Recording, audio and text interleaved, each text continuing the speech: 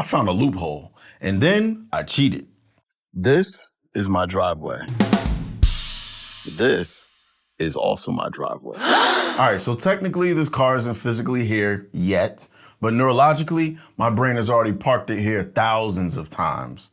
I used to struggle with visualization. I'd close my eyes, try to feel the leather, try to see the paint, and after 10 seconds, I'd just see the back of my eyelids because it felt fake. So I stopped trying to force it, and then I figured out a way to outsource it to AI. Today, I'm gonna show you how to speedrun manifestation by creating memories of a future that hasn't even happened yet. And I'm gonna show you how to do it on your phone tonight in about 90 seconds. Here is exactly how I cheated. I did not spend hours meditating. I went to ChatGPT and I put in this.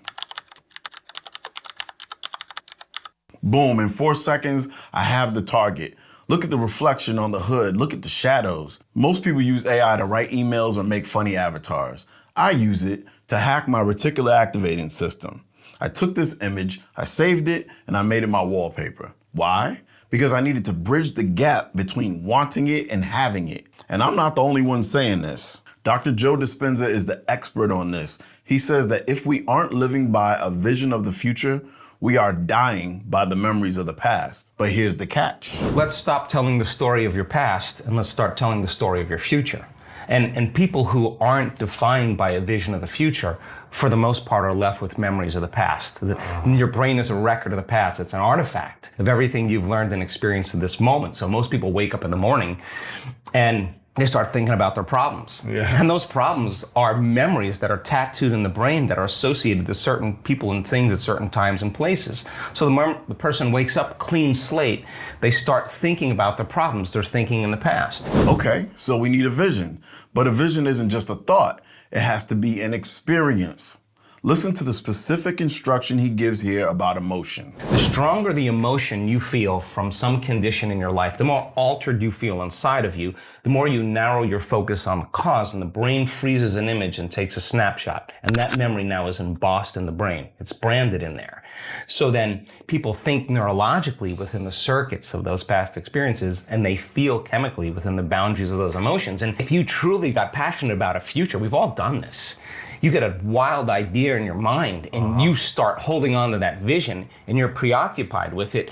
All of a sudden, the thought in your mind becomes the experience and you start feeling the energy of the future. Yeah. Now, the stronger the emotion you feel from that vision, the more you're going to pay attention to the picture in your mind, and now you're remembering your future. Did you catch that? Pay attention to the picture in your mind. Here's the problem. The picture in my mind is blurry, it's unstable, and because I can't see it clearly, I can't feel it deeply.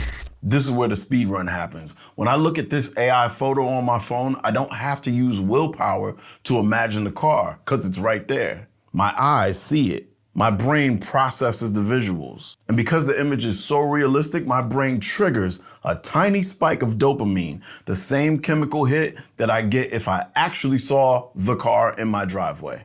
I am feeling the future, just like Dr. Joe said, but I'm using a little digital prop to get me there faster. Did you know the average person checks their phone 80 to 144 times a day? That means if you put this AI vision as your wallpaper on your phone, you are forcing your brain to acknowledge your future reality over 100 times a day without even trying. You are interrupting your old programming. Every notification is a reminder of the goal. This isn't magic, it's repetition. It's brainwashing yourself into the life you actually want. Please don't just hear my words and nod. Do this tonight. Go to ChatGPT, describe your vision, whether it's a car, a physique, a bank account screenshot, and tell it to make it look like a photo taken on a phone. Make it real, make it your wallpaper, and then let the cheat code do the work. Next time in the Room for Growth, I'm gonna talk about the dark side of this. What happens when you try to fill a void with these things, and why you bring you with you wherever you go and whatever you get. But for now, go try what I just taught you. And when you like it, share this video with a friend.